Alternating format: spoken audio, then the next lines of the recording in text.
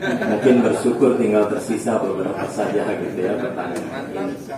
Mudah-mudahan juga tidak terlalu sulit. Jadi kalau ada pertanyaan itu dalam bentuk singkatan akan saya jelaskan ya. Oke. Saya kira saudara Promo Kendus sudah membaca Undang-Undang Nomor 18 Tahun 2019. Saya ingin tahu dari perspektif ya, saudara Promo Kendus ya, elemen apa yang paling penting dari Undang-Undang Nomor 18/19 itu yang itu memang memiliki nilai keberpihakan yang tinggi pada dunia pesantren. Apakah juga yang kedua, apakah juga dari undang-undang itu ada aspek-aspek yang mungkin menjadi ancaman bagi pesantren itu sendiri? Saya kira kan juga sudah dibahas ya, ada yang mau berubah, ada yang tidak mau berubah dan lain sebagainya. Mungkin bisa dijelaskan. Yang paling mahal emang rekognisi. Saya ketika ada di majelis masyayikh melihat kekayaan undang-undang ini adalah pengakuan dari pemerintah. Dan hidup ini kan memang pengakuan Tuhan, kita akui sebagai Tuhan. Nggak bisa kita bilang ya secara hati enggak, ada lisan, pengakuan perbuatan. Ini mahal sekali yang saya garis bawahi dengan sini. Kalau saya sampaikan kemana-mana ke dunia pesantren bahwa soalnya bang, baik aja bang. Ini tangan siapa kan? Tangan siapa men? Gua? Ya ayo. Oke. Ya Tat, gimana Tat hari ini akhirnya menyelesaikan? Ya alhamdulillah dengan dukungan istri, anak-anak, keluarga, orang tua, pimpinan-pimpinan di dalam Quran, pemirsa Quran, dan juga semua pihak, sama dari guru-guru, dosen, uji segala macam promotor, nyampe saya alhamdulillah resmi udah jadi dokter dan melewati sampai sidang. Ya perjalanannya nggak gampang, dulu seperti keluarin mengulang S1 dulu, S1 saya seperti keluarin, S3 dikeluarin, dia ngomong lagi ke promotornya cerita saya seperti keluarin, tapi balik lagi ya itulah yang maksudnya ya bahwa belum nyampe, nggak jadi nyampe dan segala macamnya, bangun aja, jalan aja, ntar gue nyampe. Asal kita nggak ada berhentinya, nggak ada menyerahnya, nggak ada kecewanya, nggak ada putus. Dan ini sekaligus menjadi ngajarin anak-anak saya jangan ngeremehin untuk ilmu, sekolah yang tinggi, dan ya ambil gelar itu. Nah ini kan juga pengakuan dari negara. Tapi emang ada pengakuan dari negara. Alhamdulillah, terima kasih dukungan semuanya juga, jemaah, teman-teman, kerabat, masyarakat, terima kasih semua. disertasinya berapa lama? Dari mulai awal ya kan kita udah mulai ngajuin ya kurang lebih 4 tahun kan ya disertasinya. Lama ya, makanya nggak bisa kumlot ya. Kumlot itu harusnya tepat waktu, jadi paling tinggi ya sangat memuaskan. Tapi ya udah lulus aja udah alhamdulillah ya, yang penting kan bener, yang penting adalah benernya, prosesnya, bukan hoak, bukan beli, bukan dikasih, bukan bohongan, dan dukungan teman-teman masya Allah lah.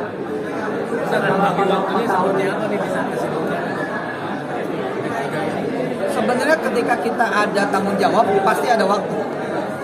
Problemnya kan kita nggak menyediakan tanggung jawab, mana ada waktunya. Dan saya memang mengambil disertasi yang gampang, yakni TKP-nya dari Quran sendiri. Jadi kita menguji dari Quran dari ujung ke ujung seluruh Indonesia, bahkan mancanegara, kumpulin jadi satu disertasi. Nah karena data udah di tangan kan gampang. Disertasinya 4 tahun berarti berapa lama pendidikan? Nggak ada kendala apa-apa. Alhamdulillah nggak ada. Kalau 4 tahun proses membuat disertasi pendidikan berapa lama? Kalau maksudnya ininya klasikalnya, wah cuma semester awal doang kan riset ini. Tapi saya ikuti semuanya, suriahan kan tadi diomongin nggak boleh lebih dari 25%, nggak boleh hadirnya. Nah, saya alhamdulillah 25%. Ambang batas gitu. Kan? Ya. Tadi hasilnya 3,5. 3,5 ya sangat memuaskan. memang nggak bisa kumlot karena udah lewat waktunya. Ya, kumlot tuh harus 3 tahun apa gitu. Saya lebih, alhamdulillah. Rencana ilmunya nih untuk menjadi dokter nih, ada aplikasikan seperti apa sih? Oh iya, bidang saya kan bidangnya aplikatif, bukan bidang yang ngawang-ngawang. Kita dokternya dokter ilmu ekonomi yang aplikatif. Jadi ini bukan belum, sudah. Ini kan disertasi penulisan sebenarnya. Penulisan dari yang udah ada untuk dikembangkan lebih lagi luasnya. Dari sini Pak.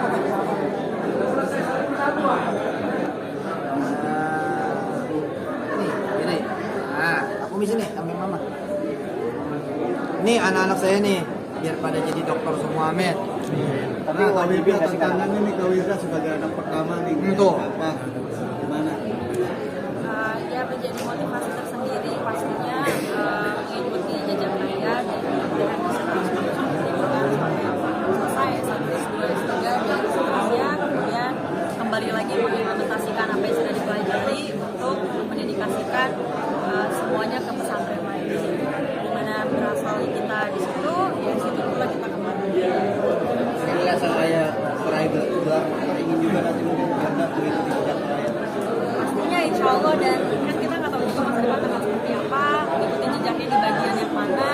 Bisa jadi dari satu full ayah dengan segala macam yang beliau miliki kemampuannya bagi-bagi nih ke anak-anaknya.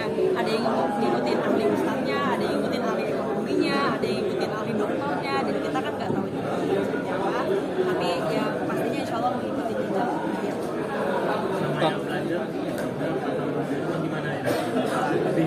Wah, Papa tuh orang yang paling rajin dan gak bisa berhenti belajar. Setiap hari juga ada aja yang momen tentang kita gitu.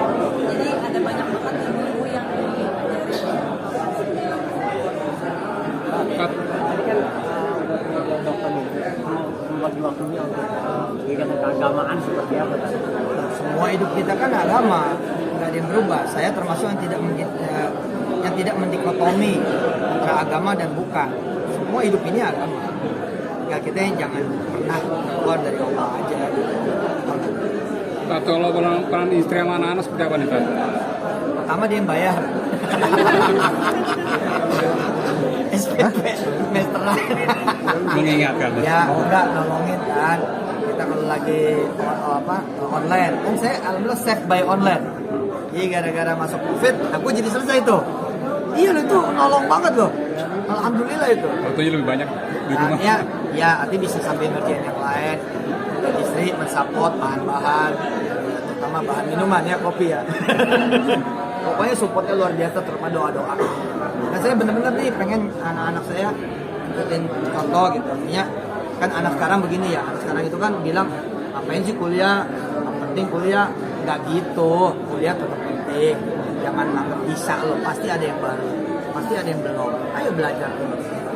Ustadz, dari Ustadz sendiri menargetkan nggak sih ke anak-anak kalian harus punya gelar atau Oh, gimana? target sih enggak, cuman mewajibin dia. Nah, ya maksudnya usaha dong, ya kan? Artinya kita harus mempush limit. Jangan, ya gue mah nggak punya duit, gue mah nggak punya waktu. Terus diam, jangan. Kita belum nyampe limitnya. Limitin terus gitu. Udah nyampe, mentokin lagi. Ini aja saya sambil memparalelkan guru besar. Bapak nih memparalelkan profesor nih. Jadi saya proses nih. Menjelang kita selesai disertasi, saya udah langsung tetap proses. Artinya saya mulai ngajar, mengurus NIDN, kemudian nanti jadi lektor kepala terus sampai kalau hitungannya sih 2028 ya semoga udah bisa jadi profesor yang bertanggung jawab secara akademisi, dan sekali lagi ini menjadi contoh. Kan saya punya santri, saya bilang sama santri-santri, jangan. Ya, buktinya kan Mark Zuckerberg sekolah lagi, akhirnya kan gitu. Terus siapa itu Microsoft, Bill Gates juga kuliah lagi kan. Artinya ya baliklah, hargai dunia kampus, hargai dunia sekolah. Sekarang emang ilmu bisa didapat dari mana saja, tapi formal negara jangan apa itu. Tadi kan sempat bilang bahwa ini adalah mulai awal, titik awal gitu. Titik awal. Nah, bisa dijelaskan lebih lanjut? Iya, setiap kita mencapai sesuatu, sesungguhnya kita jadi nggak tahu. Itu asli itu. Oh saya ini begitu kuliah lagi, iya ya. Iya, yang Mulai dari mana? Coba ya, saya udah tahu tentang Imam Ghazali, saya udah tahu tentang teori kolbu, saya udah tahu tentang Ihya Ulumuddin. Tapi begitu saya di coaching, papa diajarin sama Profesor Abdul Ghafur Ismail, saya jadi, oh iya, bagaimana kemudian kolbu ngelit corporate, kolbu ngelit government, kolbu ngelit ekonomi, kolbu ngelit rumah tangga, kan baru. Tapi ternyata gue nggak boleh sombong dong. Ternyata nggak ada apa-apa. Jadi setiap kita mencapai sesuatu, pastilah itu sesuatu yang baru. Membuka lagi cakrawala berikut. Makanya jangan pernah puas di urusan ilmu. Kalau harta harus puas, tapi urusan ilmu jangan. Doktor. Ya udah dokter itu. Dokter ilmu. Belum menteri, belum anggota dewan. Tadi kan konsentrasi itu tentang pendidikan, itu kan pendidikan Ekonomi. ya. Pesantren pesantren lokal sendiri ya. Iya, Darul Quran. Seperti apa sih wajarnya ekonomi dan Iya, pendidikan? kita ingin menampakkan kepada dunia bahwa ada potensi ekonomi yang super raksasa di pesantren. Yang kalau pesantren semuanya bangun, negara ini bakal lebih raksasa lagi. Jadi, sepertiga mungkin atau setengah kali penduduk Indonesia itu ada di pesantren. Main-main loh. Artinya kekuatan ekonomi ada di situ. Bos, iya, mulai dari celana dalam sampai atasan. Makanan, minuman, Masyarakat di dunia politik juga sebagai politikus di sana sini akan dipilih. Iya dong, ini kan kebijakan publik, ranahnya ranah regulator.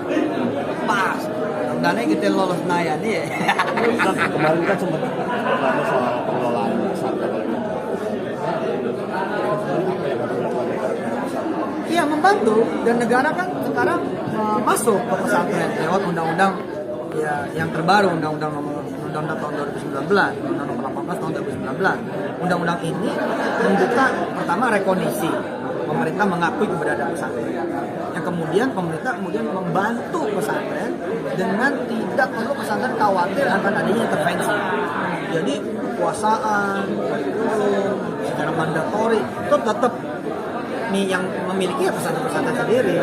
Cuman pemerintah nanti membimbing, memberikan penguatan, memberikan pengakuan sehingga pesantren bisa kemana-mana lebih lagi daripada sebelumnya. Contoh, anak pesantren misalkan bisa masuk negeri, anak pesantren bisa jadi polisi, anak pesantren bisa jadi tentara, nggak perlu lagi persamaan, nggak perlu lagi apa gitu loh, susah-susah. Tapi secara global, melihat kondisi pesantren seperti apa? Apakah memang sudah mulai masuk ke dunia pendidikan sistem modern seperti apa?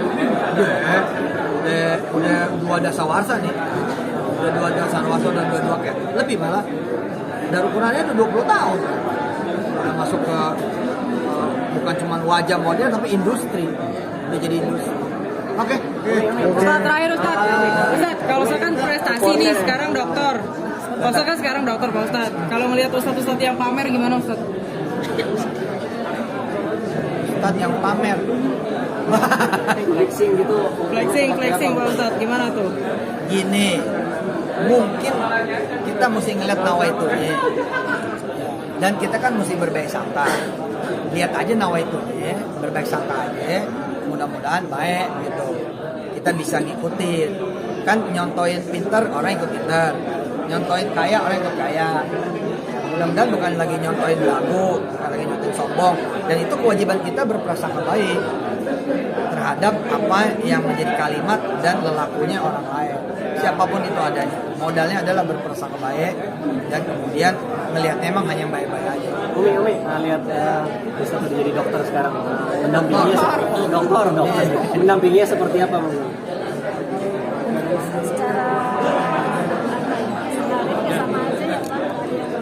Iya.